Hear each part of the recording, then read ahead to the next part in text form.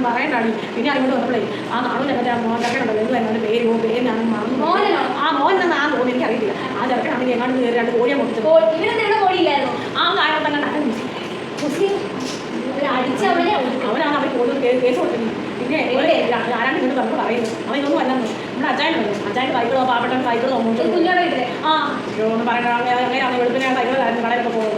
അത് കൊണ്ടുവന്ന് പോകുന്നത് അടിക്കണം. നീ ഞാൻ പൊട്ടേ നാളെ അതിന് പറയുന്നത്. നാളെ ഒന്നാമതേ ഇല്ലയോ. നാളെ ആണെങ്കിലേ കള്ളക്കാരൻ്റെ പെൻഷൻ മേടിക്കാൻ പോകും. ഞാൻ എൻ്റെ അപ്പനെ കള്ളക്കാരൻ കഴിവില്ല. അങ്ങനെ കള്ളക്കാരൻ ഇല്ലയോ. ഞാൻ കണ്ടു ഉണ്ടാക്കിയില്ലെങ്കിൽ ആ കള്ളക്കാരൻ ഉണ്ടാക്കി നാളെ തിരികത്തില്ല പറയുന്നത് മനസ്സിലാവില്ല. ഞാൻ പൊട്ടേ രാവിലെ വീട്ടിലേക്ക് വരാറില്ല.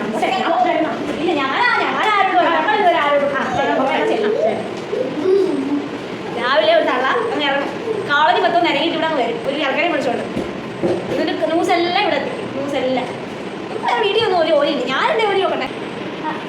അല്ല അല്ല അമ്മാമ്മയോ അമ്മ പോയില്ലായിരുന്നോ? മീതാറിനെ വിളിക്കുന്ന കേട്ട് അങ്ങനെ നോക്കിയിട്ട് പോകാം. ഞാനേ അമ്മാമ്മ പറ്റിയാണോ പറഞ്ഞത്? ഞാൻ അവസാനം